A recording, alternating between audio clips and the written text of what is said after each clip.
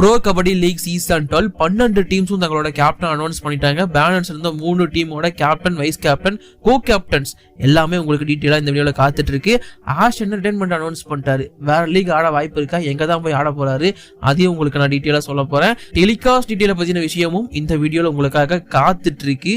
So miss பண்ணிடாதீங்க. எல்லா நியூஸும் உங்களுக்காக இந்த வீடியோவில் இருக்கு. இப்போ வாங்க வீடியோக்குள்ள போகலாம். ஒரு நிமிஷம் சார், ஒரு நிமிஷம் சார், ஒரு நிமிஷம் சார், ஒரே ஒரு 1 நிமிட்டுங்க.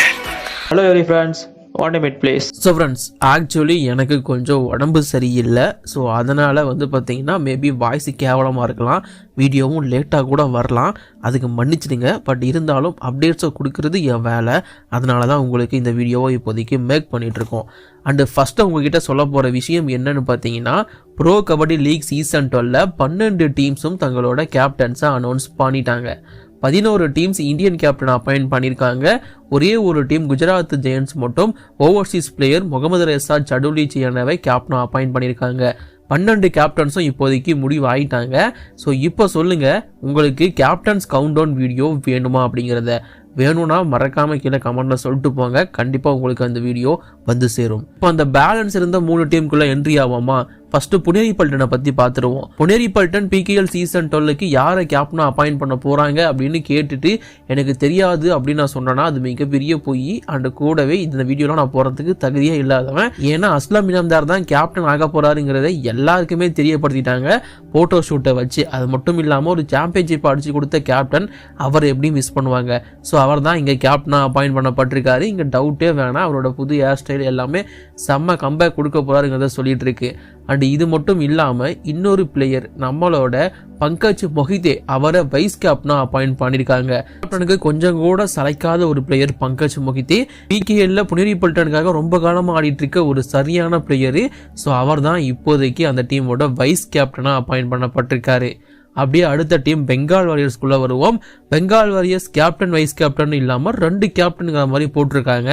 ஸோ இது பார்த்தீங்கன்னா தமிழ் தலைவாஸ் பிகேஎல் சீசன் 11 ஒரு 2 ஸ்ட்ராட்டஜி கோச், ஒரு பெரிய கோச் அப்படிங்கிற மாதிரி அப்பாயிண்ட் பண்ணாங்கல்ல, அந்த மாதிரி தான் இங்கே அப்பாயிண்ட் பண்ணி வச்சிருக்காங்க. அதாவது தேவங் தலால் டீம் கேப்டனா. ஸோ தேவங் தலால் இதை நான் கண்டிப்பாக ஏற்றுக்கவே மாட்டேன். ஏன் நான் சொல்கிறேன்னு பார்த்தீங்கன்னா, தேவங் தலால் நல்ல பிளேயர், அதெல்லாம் இல்லைன்னு சொல்ல. ஒரு சீசன் கொடுத்த பர்ஃபார்மன்ஸ்க்காக ஸ்ட்ரைட்டாக தூக்கி கேப்டன்சி கொடுத்தீங்கன்னா அது பெரிய பிரச்சனையில் முடியுங்கிறது என்னோட ஒப்பீனியன். ஸோ வெயிட் பண்ணி பார்ப்போம். தேவங் தலால் தான் இப்போதைக்கு பெங்கால் வாரியர்ஸோட கேப்டனாக இருக்காரு. நவீன் பாசத் அப்படி தான் யோசிச்சிருக்காரு. இது அவர் யோசிச்சாரா இல்லை மேனேஜ்மெண்ட் யோசிச்சாரான்னு தெரியல. பட் இப்போதைக்கு கேப்டன், டீம் கேப்டன் தேவங் தலால். இது இல்லாமல் நிதேஷ்குமார் டிஃபென்ஸ் கேப்டனா. அதாவது புதுசாக ஒரு கேப்டன்சி பதவியை உருவாக்கி கொடுத்துருக்காங்க. டிஃபென்ஸுக்கு ஒரு டிஃபெண்டர் எப்போவுமே லீடராக இருப்பாருங்கிறது எல்லாருக்கும் தெரிஞ்ச விஷயம் தான். அதற்கு ஒரு பதவி கொடுக்கணுங்கிற அவசியமே கிடையாது. பட் அவர் சீனியர் வைஸாக நல்ல பிளேயரு. அவர் நல்ல பர்ஃபார்மன்ஸ் கொடுத்தாருன்னா சீசன் ஃபுல்லாக அவர் ஆடுவார். அவரை கேப்டனாக மாற்றவும் வாய்ப்பு இருக்குங்கிறதுனால இப்போ டிஃபென்சிவ் கேப்டன் அப்படிங்கிற மாதிரி கொடுத்து வச்சிருக்காங்க. ஓகே, வச்சுக்கோங்கடா அப்படின்னு தான் சொல்லணும், வேற எதுவும் சொல்ல முடியாது இவங்க கிட்ட.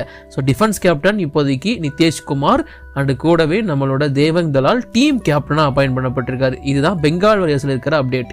Last team but not least team Bengaluru Bulls. இந்த டைம் எனக்கு ரொம்ப பிடிச்ச டீம்ல பெங்களூரு புல்ஸும் ஒன்று. பிசி ரமேஷ் மட்டும் காரணம் கிடையாது, ஃபுல் ஆஃப் யங்ஸ்டர்ஸ் மட்டுமே இந்த டீம்ல இருக்காங்க. இந்த யங்ஸ்டர்ஸ் எப்படி பர்ஃபார்மன்ஸ் பண்ண போறாங்க பார்க்கறதுக்கு நான் ரொம்ப ஆர்வத்தோட வெயிட் பண்ணிட்டு இருக்கேன். ஸோ இந்த பெங்களூரு புல்ஸோட கேப்டன், வைஸ் கேப்டன் அனௌன்ஸ் பண்ணப்பட்டது. நான் முன்னாடியே சொன்ன விஷயம் தான். நான் அடிச்சு சொல்லிட்டு இருந்த ஒவ்வொரு வீடியோலையும் இதான் நடக்க போகுதுன்னு சொல்லிட்டு அதான் நடந்திருக்கு. ஸோ அவங்க கேப்டனா நான் முன்னாடி இருந்து சொல்லிட்டு இருந்த அதே player Ankush Rathee, left corner player, அவரை தான் கேப்டனா அப்பாயிண்ட் பண்ணியிருக்காங்க. ஸோ தெரியாதவங்களுக்கு நான் திரும்பவும் சுருக்கமாக சொல்லிக்கிறேன். இந்த அன்குஷ் ராத்தி இந்தியாவோட ஜூனியர் டீமுக்கு கேப்டனா இருந்து வேர்ல்டு கப்லாம் வின் பண்ணியிருக்காருங்கிறது கூடுதலான விஷயம். ஒரு பக்காவான கேப்டன்சி மெட்டீரியல் டவுட்டே வேணாம். டீமை மட்டும் கிடையாது, டிஃபென்ஸ் யூனிட் முதல் கொண்டு எல்லாத்தையும் சூப்பராக வழிநடத்தக்கூடிய பிளேயர் ஒர்த்து. இது இல்லாமல் வைஸ் கேப்டனா ஆகாஷ் ஷிண்டே, அதாவது ரைடர்ஸ்ல கொஞ்சம் சீனியர் பிளேயர்னா ஆகாஷ் ஷிண்டே தான் பிகேஎல்ல பொறுத்த வரைக்கும். ஸோ அந்த ஆகாஷ் ஷிண்டேவுக்கு வைஸ் கேப்டன்சி அப்படிங்கிறது கொடுக்கப்பட்டிருக்கு. ஸோ இது எல்லாமே எக்ஸ்பெக்டடான ஒன்று தான். நான் முன்னாடியே சொன்ன மாதிரி 12 டீம்ஸ்க்கும் கேப்டன்ஸ் அப்படிங்கிறது ரிலீஸ் ஆயாச்சு. கூடிய சீக்கிரம் முடிஞ்சால் நான் உங்களுக்கு கண்டிப்பாக கவுண்டவுன் வீடியோ போடுறேன். அண்ட் இது மட்டும் இல்லாமல் நிறைய பேர் தமிழ் தலைவாசில் புதுசாக பிளேயர்ஸ் 2 பேர் ஆட் ஆயிருக்காங்க. அண்ட் அருள்நந்த பாபு ஸ்குவாடில் இருக்காரு. பர்தீப் பெருமாளுக்கெல்லாம் போஸ்ட் போட்டு வச்சிருக்காங்க. என்னதான் நடந்துட்டு இருக்கு, தமிழ் தலைவாசில் புது பிளேயர் வர வாய்ப்பு இருக்கா, அலிராசாவுக்கு ரீப்ளேஸ்மெண்ட் எடுக்க போறாங்களா, அதை பற்றினா நான் தனியாக அடுத்த ஒரு வீடியோவில் சொல்ல போகிறேன். அதற்கு சேனலை மறக்காமல் சப்ஸ்கிரைப் பண்ணி சப்போர்ட் பண்ணுங்க. அண்ட் கூடவே நீலாஸ் டைரின்னு சொல்லிட்டு ஒரு விளாக் சேனல் இருக்கு, அதுக்கும் சப்ஸ்கிரைப் பண்ணி சப்போர்ட் பண்ணுங்க. லிங்க் டிஸ்கிரிப்ஷன் அண்ட் ஃபர்ஸ்ட் கமெண்ட்ல இருக்கு, கிளிக் பண்ணி ஸ்ட்ரைட்டா போய் சப்ஸ்கிரைப் பண்ணிக்கலாம். ஸோ ஃப்ரெண்ட்ஸ், ஆக்சுவலி வந்து பார்த்தீங்கன்னா கடைசி ஒரு 2-3 நாளாக என்னோட இன்ஸ்டா டிஎம்ஸ் எல்லாமே நிரம்பி வழியுது. 25 பேர் வரைக்கும் ரிக்வஸ்ட் கொடுக்குறீங்க டெய்லி. அண்ட் 50 பேருக்கு மேலே வந்து மெசேஜ் பண்ணிட்டு இருக்கீங்க. எல்லாருக்கும் என்னால் ரிப்ளை பண்ண முடியல, பட் முடிஞ்ச அளவுக்கு நான் ரிப்ளை பண்ணிட்டு இருக்கேன். எல்லாரும் கேட்கறது டெலிகாஸ்ட் பற்றின டீட்டெயில்ஸ் தான். பட் நாம அந்த இன்னொரு சேனல்ல போட்ட டெலிகாஸ்ட், அதாவது எப்படி PKL சீசன் 12 ஃப்ரீயா பார்க்கறது அப்படிங்கிற வீடியோ வந்து கம்யூனிட்டி கைட்லைன்ஸ் ஸ்ட்ரைக் காரணமா அந்த சேனல்ல இருந்து தூக்கிட்டாங்க.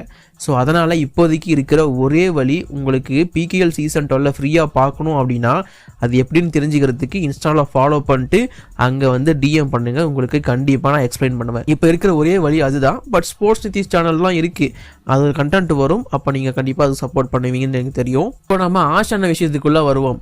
ரவிச்சந்திரன் அஸ்வின் அண்ணனுக்கு இங்கே தமிழ்நாடு கவர்மெண்ட் அவர் பேரில் ஒரு ஸ்ட்ரீட்லாம் போட்டு அவரை கௌரவிச்சிருக்காங்க. 500 டெஸ்ட் விக்கெட்டுக்கு மேலே எடுத்து குவிச்சிருக்காரு. Second most test wicket for India. But இருந்தாலும் தலைவன் IPL ஒரு ஐகான்னு சொன்னால் அது மிகையாகாது. IPL ஸ்பின்னர்கள்லையே, IPL ஆடுற ஸ்பின்னர்கள்லையே பவர் பிளே கிங் யாருன்னு கேட்டிங்கன்னா அது ரவிச்சந்திரன் அஸ்வின் தான். அசால்ட்டாக பவர் பிளேல போடுவார். கடைசி சீசன் சொதப்பிருந்தப்போ அவ்வளோ பேர் அவரை கலாச்சாங்க.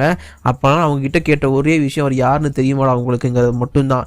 ஏன்னா அவர் அந்தளவுக்கு சாதிச்சிருக்காரு. பட் அவருக்கே புரிஞ்சிருச்சு இது நமக்கான காலம் கிடையாது, நம்ம டீசெண்டாக கிளம்பிடுவோம்னு சொல்லிட்டு அதற்கு ஏற்ற மாதிரி IPLலேருந்து தன்னோட ரிட்டைர்மெண்ட்டை அனௌன்ஸ் பண்ணிட்டாரு. வழக்கம் போல் அவரோட ஸ்டைலில் தான் ரிட்டைர்மெண்ட்டை அனௌன்ஸ் பண்ணியிருந்தாரு. எல்லா முடிவுக்கும் ஒரு தொடக்கம் இருக்கும். IPL எனக்கு இது முடிய போகுது. எஸ், நான் இப்போதைக்கு வெயிட் பண்ணிட்டு இருக்கேன். அடுத்து நிறைய லீக்ஸ்ல போயிட்டு எக்ஸ்ப்ளோர் பண்ண போறேன் அப்படிங்கிறத சொல்லியிருக்காரு. ஸோ மற்ற T20 லீக்ஸ்ல ஆஷன் ஆடுறதுக்கான வாய்ப்பு அமோகமா இருக்குங்கிறது தான் இப்போதைக்கு இருக்கிற நிலைமை. லாஸ்ட் நியூஸ், இந்த ஷெடியூலை சேஞ்ச் பண்ண நியூஸ். ப்ரோ கபடி லீக் ரீசெண்டாக ரிலீஸ் பண்ணியிருந்த ரிப்போர்ட் படி சென்னையில் நடக்கிறதா இருந்த 2 நாள் போட்டிகள் டெல்லிக்கு மாற்றப்பட்டிருக்கு.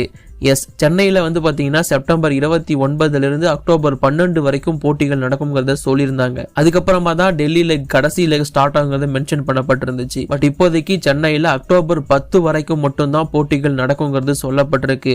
அக்டோபர் 11 மற்றும் 12 தேதிகள் நடக்கிறதா இருந்த போட்டிகள் ரெண்டுமே அதே டேட்டில் டெல்லிக்கு மாற்றப்பட்டிருக்கு. ஸோ மேட்சஸ் அதே தான், டேட்டும் அதே தான், பட் வென்யூ மட்டும் சென்னையிலேருந்து டெல்லிக்கு மாற்றிட்டாங்க. இது நார்மலான்னு கேட்டிங்கன்னா கண்டிப்பாக கிடையாது. எனக்கு தெரிஞ்சு சென்னை நேரு ஸ்டேடியம் ஆடியோ லான்ச்சுக்கோ இல்லை அவார்ட் ஃபங்க்ஷனுக்கோ வாடிக்கை விட்டாங்க, அவைலபிள் இல்லைன்னு தான் நினைக்கிறேன். எதனால் மாற்றினாங்க அப்படிங்கிறது சரியாக தெரியல காரணம் அப்படிங்கிறது. பட் இது ரீசனாக இருக்கிறதுக்கான வாய்ப்பு ரொம்ப அதிகமாக இருக்குது. ஆனால் அது ஸ்போர்ட்ஸுக்காக கட்டப்பட்ட ஒன்றுங்கிறது என்னைக்கு புரிய போதும் தான் தெரியல இவங்களுக்கு. அது சரி, கடைசியில் காசு தானே முக்கியம். இதை பற்றி உங்கள் ஒப்பீனியன் என்ன மறக்காம கமெண்ட் பண்ணுங்கள். இப்போதைக்கு நான் கிளம்புறேன். தேங்க்யூ.